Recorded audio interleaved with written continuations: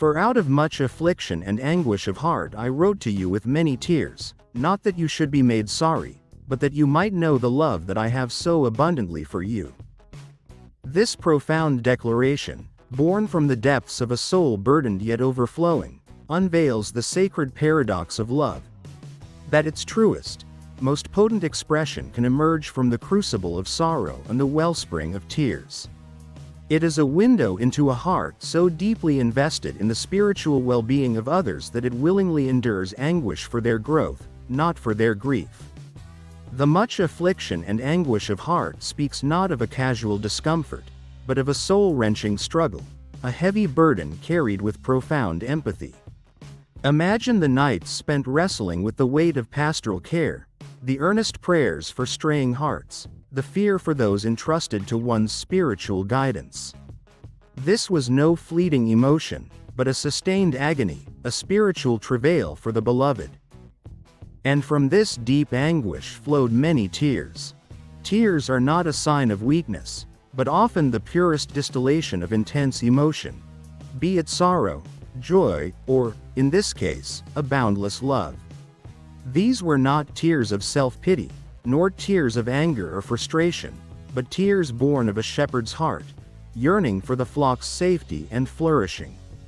They were the visible sign of an invisible agony, an offering of shared humanity and profound concern poured out before God and for the sake of His people.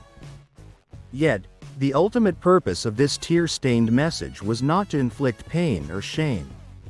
Not that you should be made sorry, the verse emphatically declares.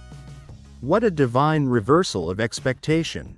Often, when someone causes us pain, the natural inclination might be to make them feel the weight of their error, to induce remorse as a form of justice. But here, the true motive transcends mere human reaction. The suffering endured, the tears shed, the difficult words penned, all were but conduits, not destinations. The true, glorious intent was that you might know the love that I have so abundantly for you. This is the heart of the revelation. Love, not sorrow, was the goal. The affliction and tears were the painful, necessary means to a beautiful end, a deeper revelation of a love that was not shallow or conditional, but abundant. This love was not merely an emotion, but an active, self-sacrificial force, willing to bear pain and speak hard truths, all for the ultimate good of the beloved. It is a love that seeks transformation, not just comfort. It is a love that prioritizes spiritual health over superficial pleasantries. This powerful insight mirrors the very heart of God's love for humanity. Often, God permits or even orchestrates circumstances that bring us to a place of affliction or anguish.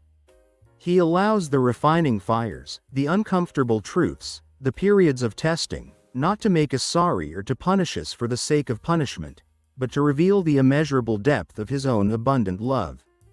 His corrections are always born of love, His disciplines a sign of His fatherly care, aiming to shape us into the image of His Son, to draw us closer to His heart, and to mature us in faith.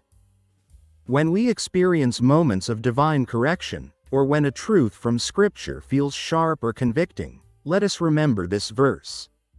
Let us look beyond the immediate sting or the temporary discomfort, and seek the abundant love that underlies it all. For it is through such experiences, when our hearts are tenderized by difficulty and our spirits are humbled, that we are most open to truly knowing and receiving the boundless, transformative love that God has for us. This is a love that does not shy away from pain, but embraces it as a path to deeper communion, a love that seeks not our sorrow, but our eternal joy and flourishing.